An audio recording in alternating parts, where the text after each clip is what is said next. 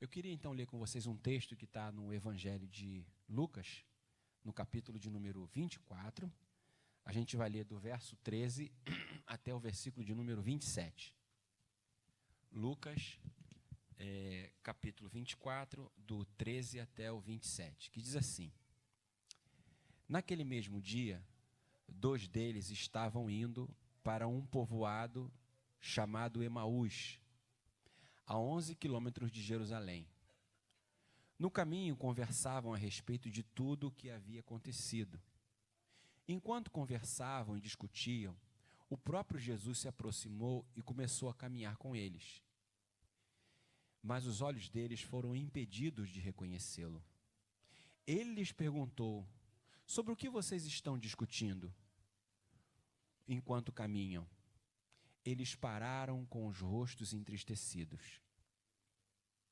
Um deles, chamado Cleopas, perguntou-lhe: você é o único visitante em Jerusalém que não sabe das coisas que ali aconteceram nesses dias? Que coisas? Perguntou ele. O que aconteceu com Jesus de Nazaré? Responderam eles. Era um profeta, poderoso em palavras e obras diante de Deus e de todo o povo. Os chefes dos sacerdotes e as nossas autoridades o entregaram para ser condenado à morte e o crucificaram. E nós esperávamos que era ele que ia trazer a redenção a Israel. E hoje é o 3º dia desde que tudo isso aconteceu. Algumas das mulheres entre nós nos deram um susto hoje. Foram de manhã bem cedo ao sepulcro e não acharam o corpo dele. Voltaram e nos contaram ter tido uma visão de anjos que disseram que ele está vivo. Alguns dos nossos companheiros foram ao sepulcro e encontraram tudo exatamente como as mulheres tinham dito, mas não o viram. Ele lhes disse: como vocês custam a entender e como demoram a crer em tudo o que os profetas falaram. Não devia o Cristo sofrer essas coisas para entrar na sua glória? E começando por Moisés e todos os profetas, explicou-lhes o que constava a respeito dele em todas as Escrituras. Esse texto fala de 2 discípulos. De 2 discípulos que estavam em Jerusalém, num domingo, e eles estavam esperando a ressurreição de Jesus. Já se passaram o domingo pela manhã e Jesus não havia ressuscitado. Se vocês forem ler o contexto, né, desse texto, vai dizer que aqueles discípulos escutaram aquelas mulheres relatarem que Jesus não estava no túmulo e que elas tinham visto o anjo. Diz também que depois o Pedro é quem vai lá conferir e ele também só encontra o pano que enrolaram Jesus, mas Jesus não estava lá. E o que esses 2 discípulos fazem? Eles saem de Jerusalém e vão para uma aldeia chamada Emaús, que fica mais ou menos em torno de 12 quilômetros de Jerusalém. Só eles 2. E eles estão andando para essa aldeia, frustrados, desanimados, profundamente perdidos e desorientados. Porque eles esperavam a ressurreição de Jesus, mas naquela hora Jesus não havia ressurgido ainda. Então eles estavam caminhando para Emaús tristes, arrasados, decepcionados. Num determinado momento, que eles estão indo para essa cidade, para essa aldeia, quem aparece no meio do caminho? Jesus. E Jesus começa a conversar com eles, como se fosse um estranho. E o texto fala que, apesar deles conhecerem Jesus há muito tempo, porque eles conviveram com Jesus, eles não conseguiam perceber que aquele viajante era o próprio Jesus. De maneira que Jesus começa a conversar com ele e fala assim: o que vocês estão falando? E ele diz assim: não acredito, você não sabe o que aconteceu? E Jesus então fala assim: o que aconteceu? Você não sabe o que aconteceu com Jesus, o Cristo, e começa a falar tudo sobre Jesus Cristo. E Jesus os ouve pacientemente.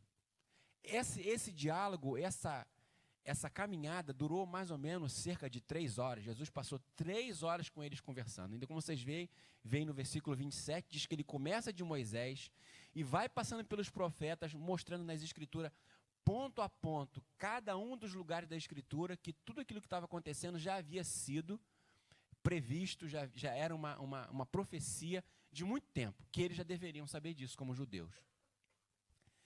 E Jesus, então, segue adiante. Eu terminei o texto aqui, porque senão a história é muito longa, mas a verdade é que Jesus faz menção de seguir em frente, e eles vão entrar numa pensão, eles chamam Jesus para dormir com eles. Dorme com a gente aqui hoje, gostaram da companhia, sem saber quem era. E então, Jesus entra para casa com eles, e na hora que Jesus vai partir o pão, Jesus então parte o pão, e eles então reconhecem que aquele que partiu o pão era Jesus. Só que nesse momento, Jesus desaparece. E aí o que eles fazem? Voltam para Jerusalém para contar para os outros discípulos o que eles haviam experimentado naquele caminho de Emaús. Essa história tem a ver com muito da gente, muito. Porque esse texto fala que, apesar de Jesus ser bem conhecido deles, eles não conseguiram perceber que aquele era Jesus. Imagina você chegar em casa, o seu marido chega em casa, fala: oi amor, quem é você? Né? Vai levar um susto. Ou o seu filho chega e fala: mãe, pai. E a gente fala assim: quem é esse garoto? É seu filho. E foi mais ou menos isso que aconteceu. Jesus caminha com eles, eles não reconhecem Jesus. E aí a gente fica pensando, o que teria acontecido com esses dois discípulos que impediu eles de reconhecer o próprio Jesus, a quem eles conheciam muito bem? Qual foi o motivo, qual era a razão que fez com que eles não percebessem Jesus? Muitas vezes, a gente está passando por tempo de aflição, de dificuldade. E não são poucas, né? A gente que é estrangeiro aqui, né? A gente tem que aprender muita coisa. E, às vezes, a gente fica com a sensação de que a gente está sozinho. E aí a gente fala: Jesus, me socorre. E a gente não vê Jesus, a gente não ouve Jesus, a gente só vê tribulação, só vê problema, só vê luta, só vê dificuldade. Mas, muitas vezes, a gente está como discípulos no caminho de Emaús. Jesus está andando do lado da gente, está conversando com a gente, está orientando a gente, mas nós é que não conseguimos percebê-lo no caminho, na nossa vida. E por que isso acontece? Essa é a grande pergunta. Então, hoje eu queria conversar com vocês sobre o que pode nos impedir de reconhecer a presença de Jesus, apesar das várias evidências. Esse texto fala que havia várias evidências de que Jesus havia ressuscitado. As mulheres foram lá, depois Pedro foi, Jesus conversa com eles no caminho. Eles vivem toda essa experiência, então há várias evidências de que Jesus estava ali, mas mesmo assim, eles não foram capazes de perceber a presença de Jesus. E por que isso aconteceu? Há 4 coisas que eu separei aqui, geralmente eu separo 3, mas hoje eu separei 4, para dizer para vocês o seguinte, que a primeira coisa que eu vejo aqui é que o fato de nós insistirmos em seguir na direção contrária a que Deus estabeleceu como melhor para nós, é que traz essa dificuldade. E eu vou explicar para vocês. Então, em primeiro lugar, a primeira coisa que pode impedir a gente de reconhecer Jesus no meio das nossas dificuldades, das lutas, apesar de inúmeras evidências de que Ele está ali, é o fato da gente começar a seguir numa direção contrária àquela que Ele mandou a gente seguir. Olha o versículo 13 que diz.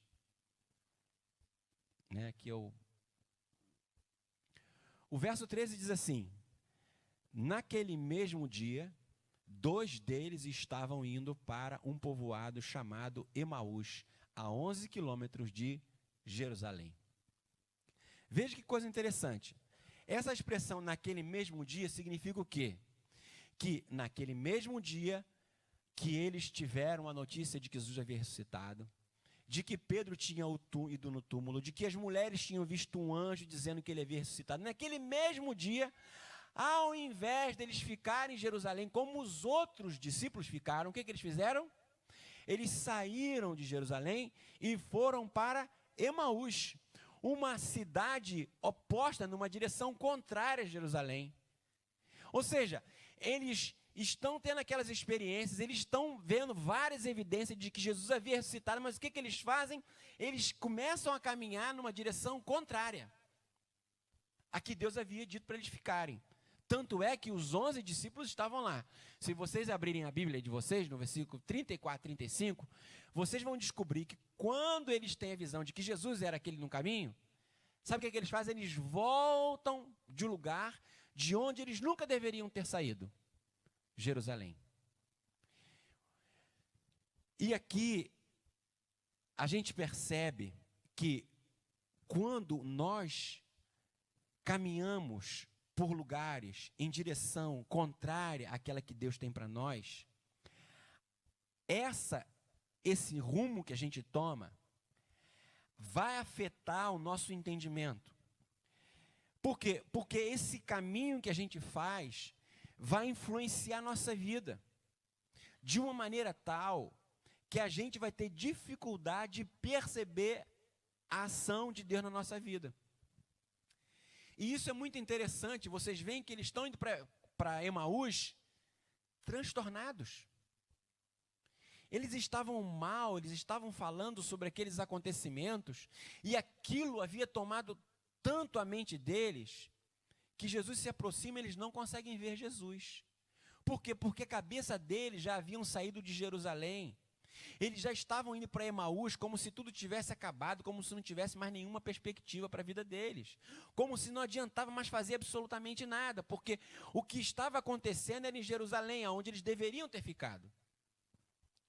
E então eles começam a caminhar por uma direção contrária àquela que Deus tinha para eles. Sempre que a gente começa a fazer escolhas que são contrárias àquela que Deus tem para nós, a gente vai ter dificuldade de perceber Jesus.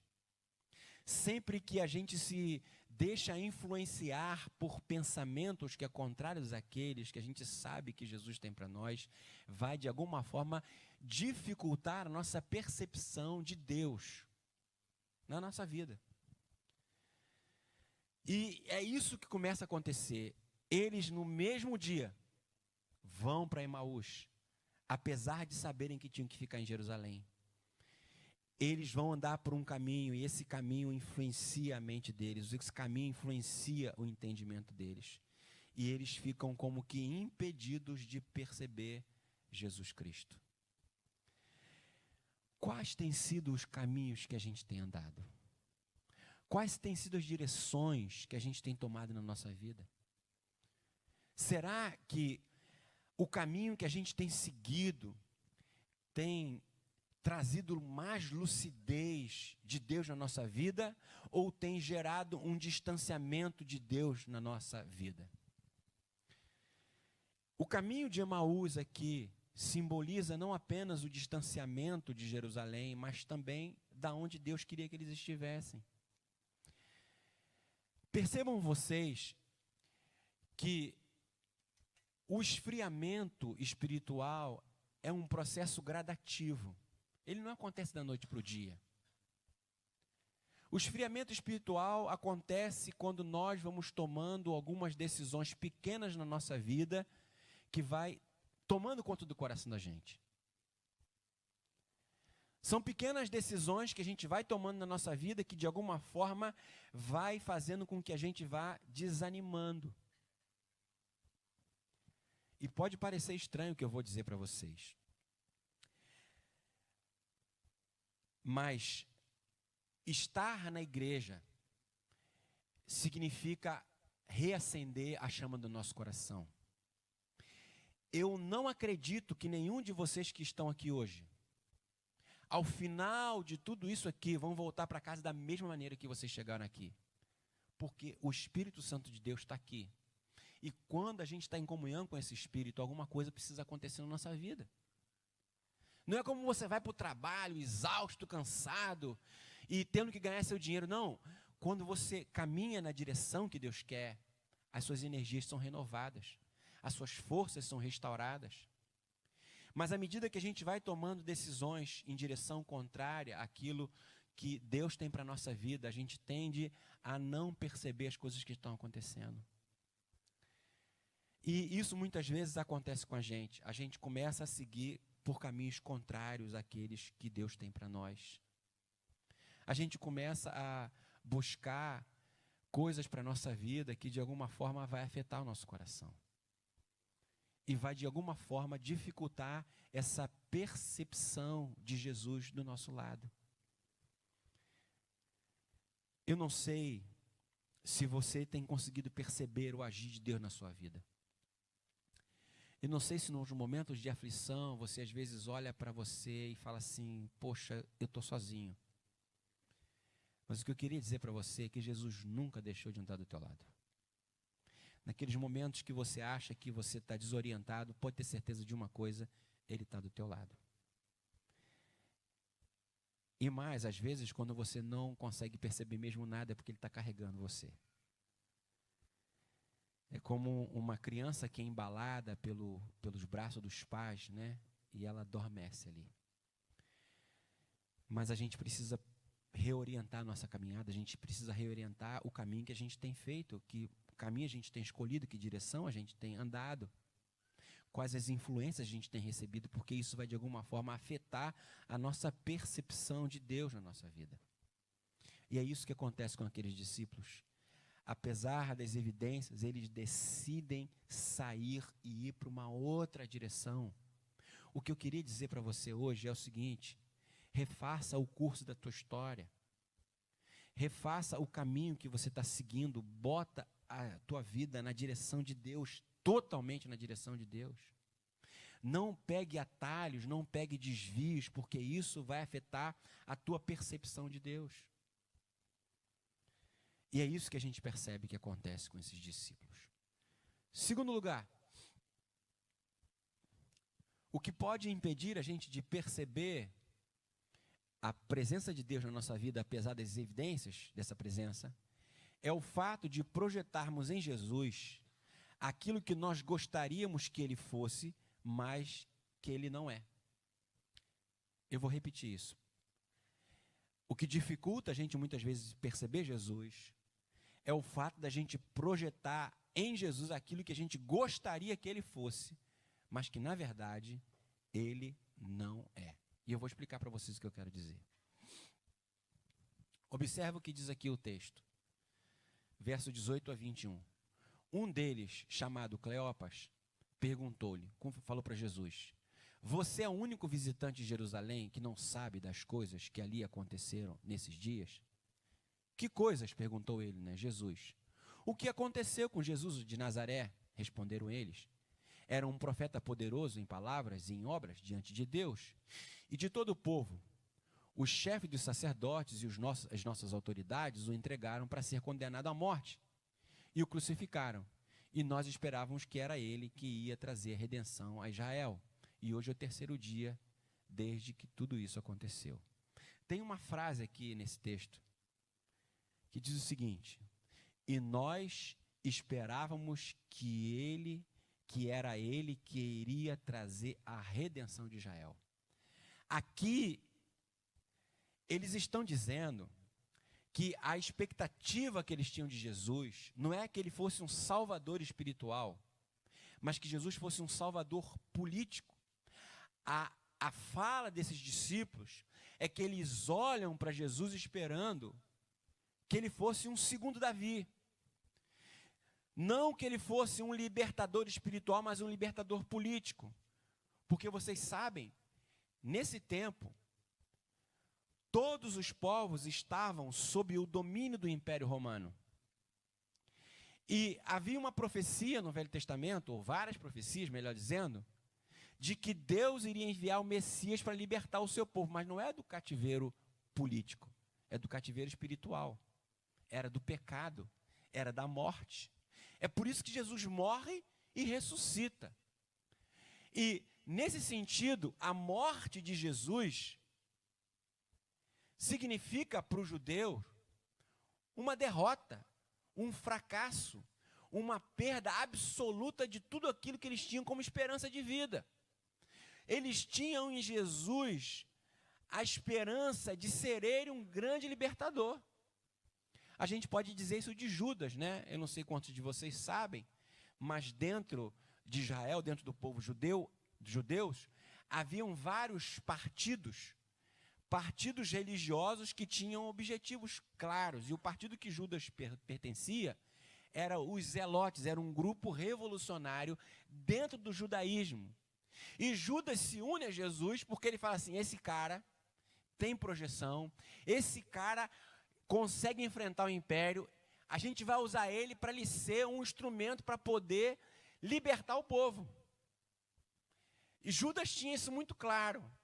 Mas no meio dos discípulos haviam também outros, como esses dois aqui. Nós esperávamos que ele fosse libertar Israel, ou seja, nós esperávamos que Jesus fosse tirar a gente do cativeiro romano, do Império Romano, debaixo do jugo dos romanos. E aqui, eles olham para Jesus, não a partir do que Jesus é, mas do que eles gostariam que Jesus fosse. Nós esperávamos que ele viesse trazer a redenção de Israel. E agora, quando eles descobrem que Jesus não é esse libertador político, isso faz com que eles não conseguem mais reconhecer Jesus.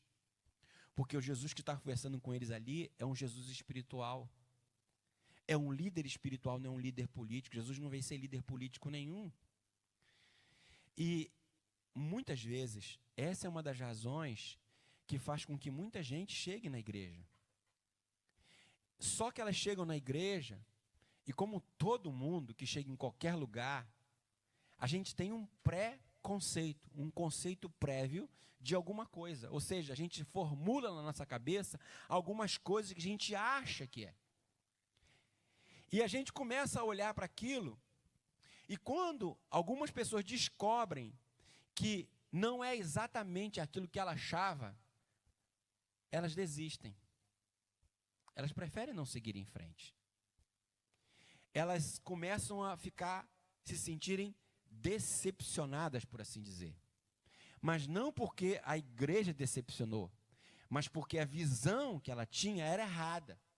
É porque a expectativa era contrária ao que deveria se ter.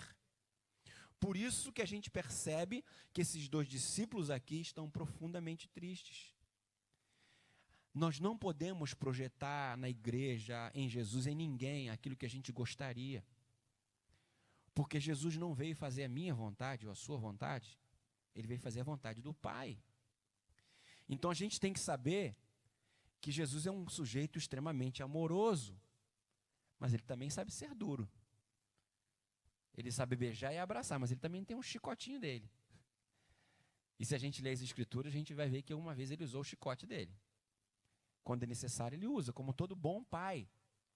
Todo bom pai, às vezes, quando precisa, né, chamar a atenção do filho com mais firmeza, né, piá?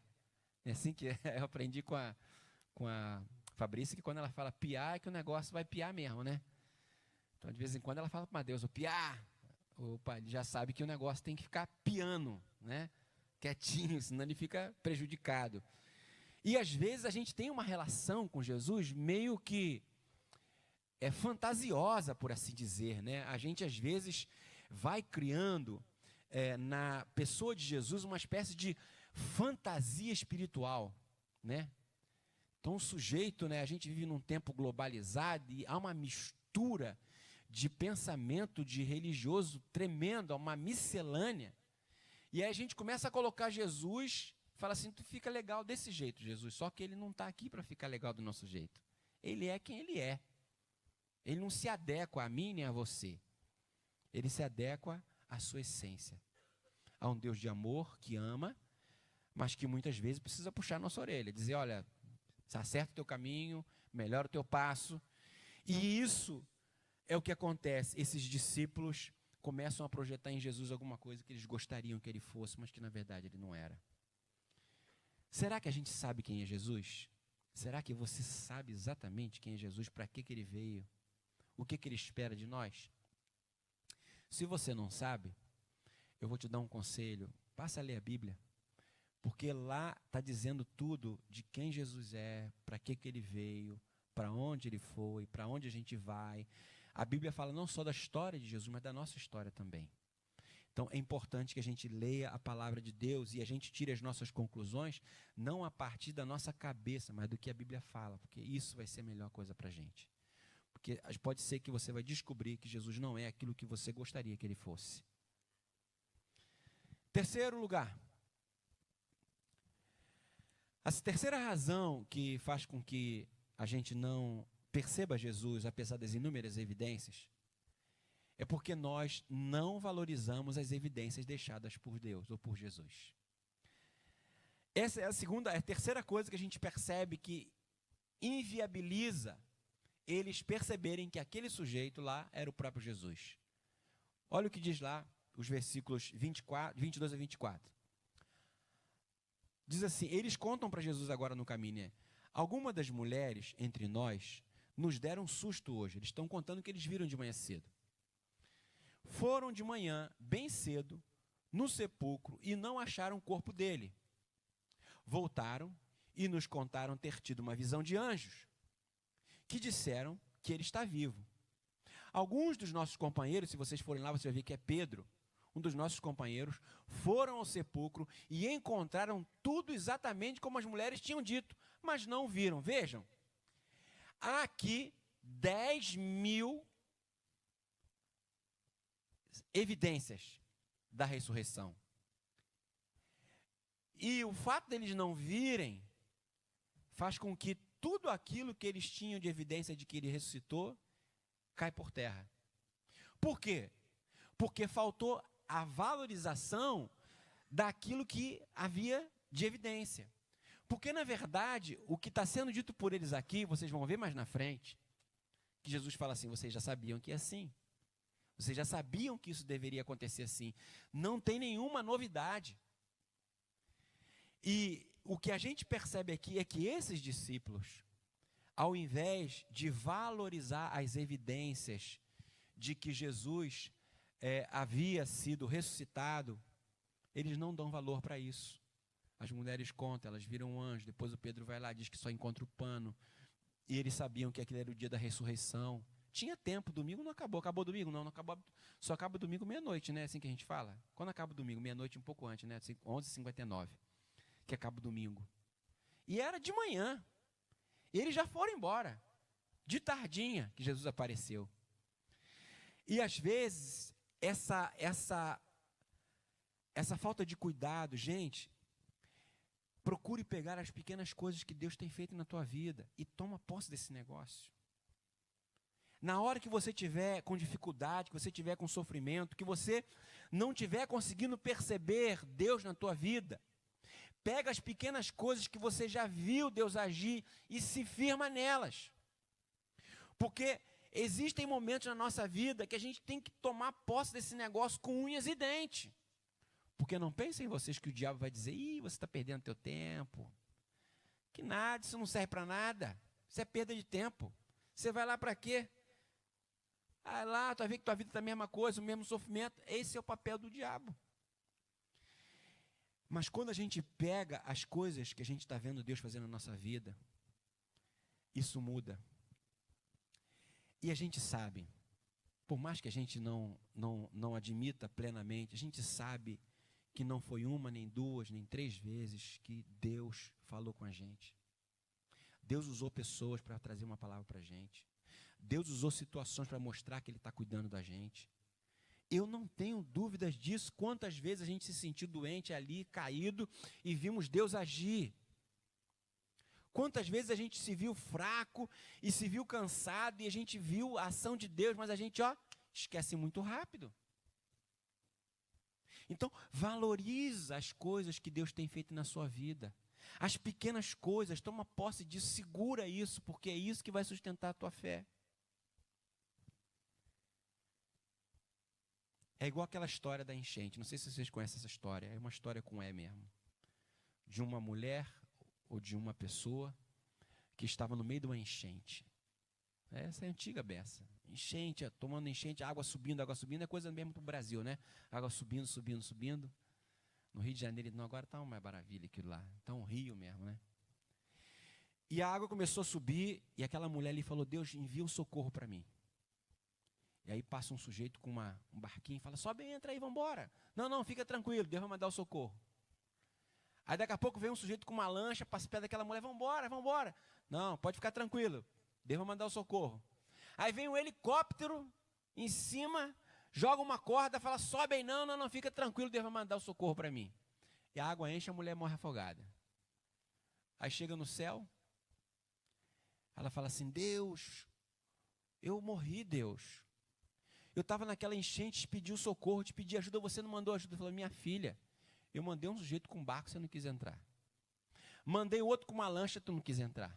Mandei um helicóptero, tu não quis entrar, tu quer que eu faça o quê? Às vezes é assim, Deus está falando, Deus está gritando, Deus está mostrando, a gente fica esperando mais alguma coisa. Às vezes o problema é que a gente quer que Deus haja do jeito que a gente acha que Ele tem que agir. Ele não faz assim, porque Ele é o Senhor. E servo é a gente. Ele está mandando socorro, Ele está enviando pessoas, Ele está mostrando através de situações que está cuidando de você. Mas se você não se agarra, não valoriza isso, então pode aparecer um anjo na tua vida que você não vai ver. E o que a gente percebe aqui é que eles estão falando, interessante que eles estão contando, olha, a gente viu, a gente ouviu, a gente não, mas eles não creem. Jesus não precisa provar nada para a gente, porque Ele já tem provado tanto coisa na nossa vida. E se a gente não toma posse disso, a gente vai ter dificuldade, porque vai haver momentos que a gente realmente vai precisar tomar posse disso, desses sinais, dessas evidências. Então a gente tem que olhar da melhor maneira possível. Vou contar para vocês uma coisa interessante. Vocês leram o que eu escrevi hoje no WhatsApp, não viram? Não viram? Hoje eu acordei 5h30 da manhã. Sabe Deus por que cargas d'água? 5h30 da manhã, às vezes eu falei, meu Deus, vou acordar agora para quê? Falei, acho que eu estou ficando velho mesmo, né? Que velho dorme pouco, né? E acordei 5h30 da manhã, incomodadíssimo. E comecei a pensar em cada um de vocês. E comecei a orar, ajoelhei na minha cama, dormi na sala, porque a Maria estava muito cansada, quando ela está cansada eu gosto de deixar ela dormir à vontade.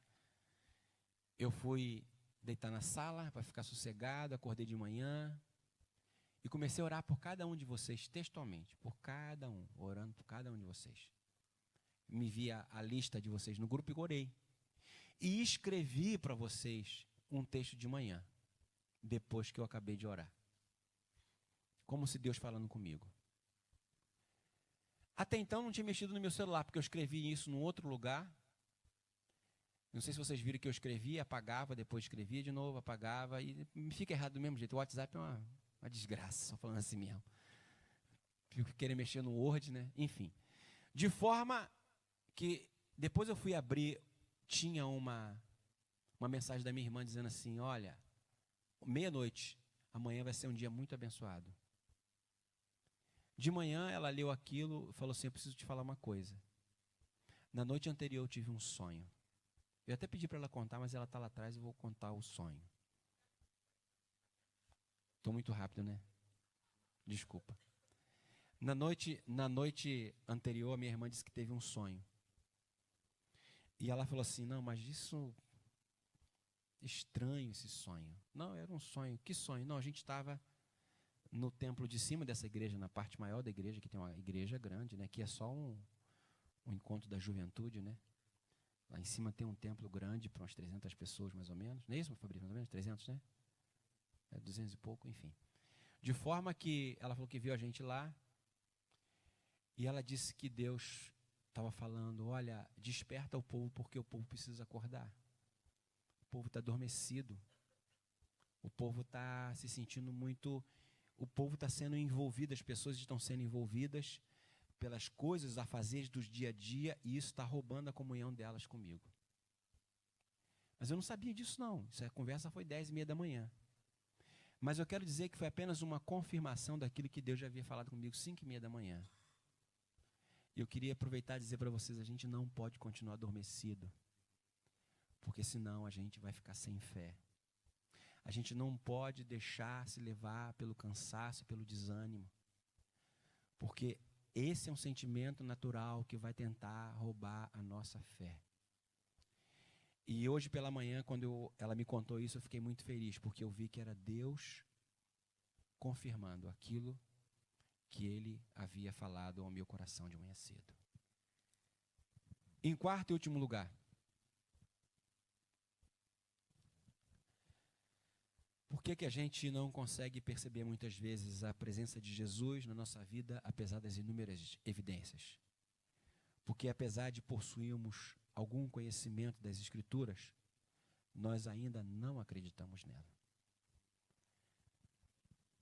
Apesar da gente ter algum conhecimento das Escrituras, a gente não crê nela. Agora veja o que Jesus fala para os discípulos.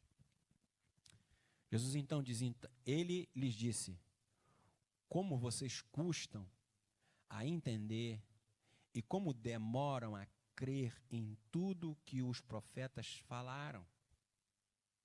Não havia o Cristo de sofrer essas coisas para entrar na sua glória? E começando por Moisés e todos os profetas, explicou-lhes o que constava a respeito dele em todas as Escrituras. Veja bem, sabe o que Jesus diz? Olha só, tudo que vocês estão me falando, vocês já sabem. O que vocês estão me contando sobre a ressurreição de Jesus, sem dizer que ele era Jesus. Ele falou como um sábio, uma pessoa que tinha um conhecimento, dizendo, vocês não sabiam que tudo isso que vocês estão falando já está na Escritura e vocês conhecem. E ele diz aqui, como vocês custam a entender e como demoram a crer em tudo o que os profetas falaram. O problema desses discípulos não era conhecimento, era fé. Eles conheciam as Escrituras, ou pelo menos parte dela, mas eles tinham dificuldade para acreditar na Escritura. Jesus estava mostrando que o problema deles era de fé. Sabe, gente, a gente precisa parar com essa coisa de escolher a parte da Bíblia que a gente vai gostar mais. E a parte da Bíblia que a gente vai acreditar e a que a gente não vai acreditar. E eu quero dizer para vocês uma coisa. Eu fiz teologia durante 4 anos. Eu estudei todo dia 5 horas durante 4 anos da minha vida. E depois que eu terminei o seminário de teologia, fiz seminário presbiteriano, eu fui fazer uma faculdade para poder validar o meu diploma, para ter um reconhecimento pelo MEC. Aí fiz um curso de teologia livre, era teologia liberal, mas foi só para ter um diploma. E isso foi em 2000. Tem muita coisa que eu não entendo na Bíblia. Tem muita, não é pouca, é muita coisa. E não é só eu, não. Tem gente com PhD que tem esse problema. Mas eu creio em tudo que está ali. Porque eu creio que é a palavra de Deus.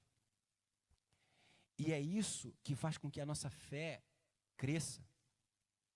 A Bíblia diz que a fé vem pelo ouvir e ouvir a palavra de Deus. Por isso que é importante a gente estar na igreja.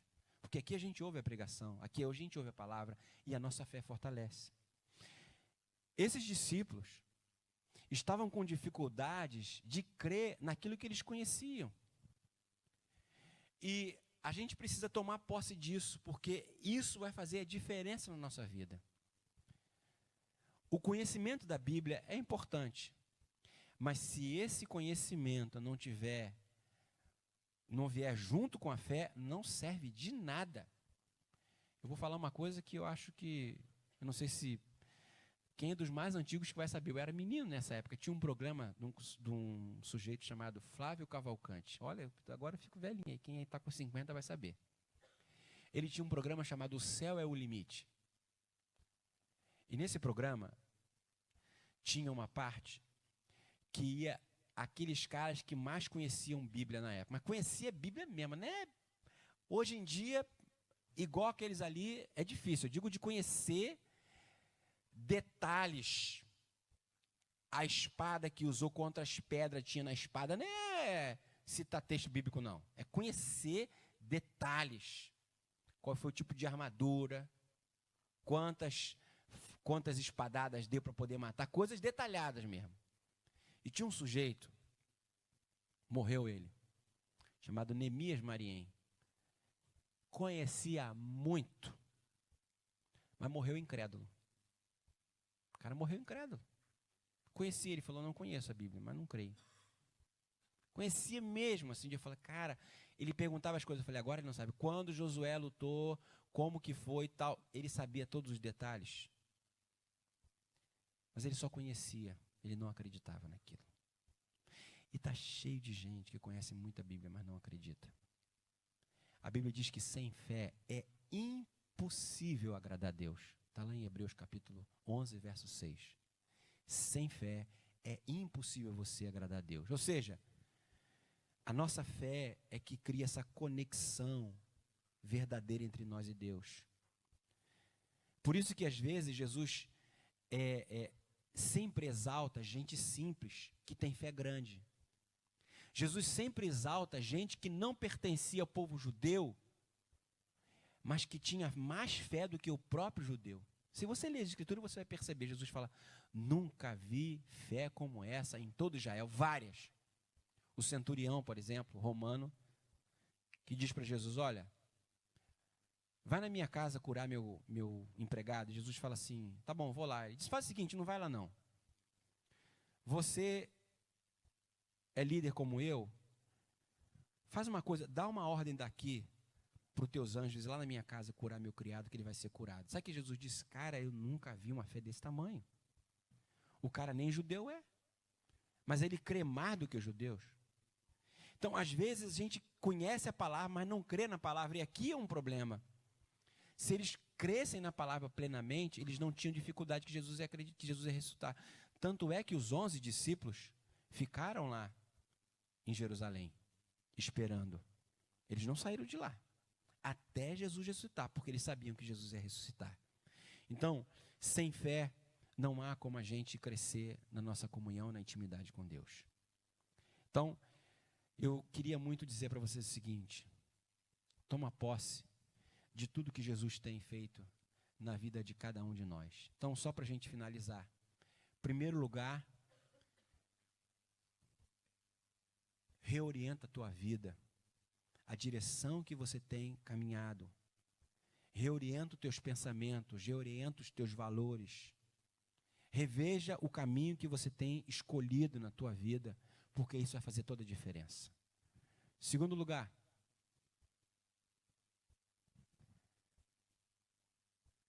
cuidado para você não projetar em Jesus alguma coisa que ele não é.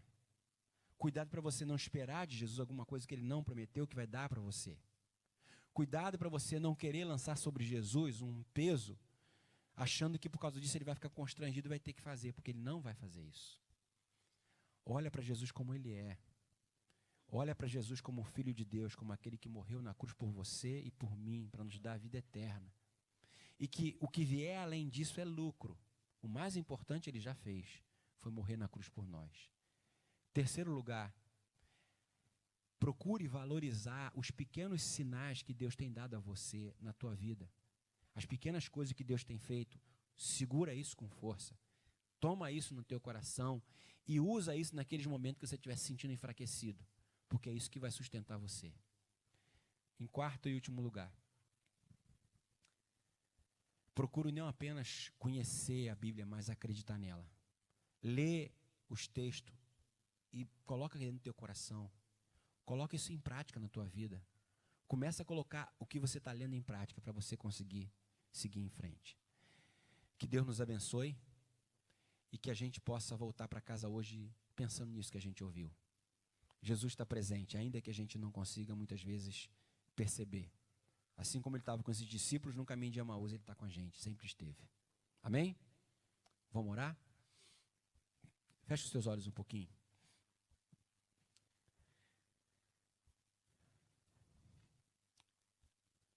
Talvez você esteja se sentindo sozinha e sozinho. Quem sabe você está aqui hoje como os discípulos no caminho de Emaús. Parece que você está vivendo as suas dores sozinhas, as suas enfermidades.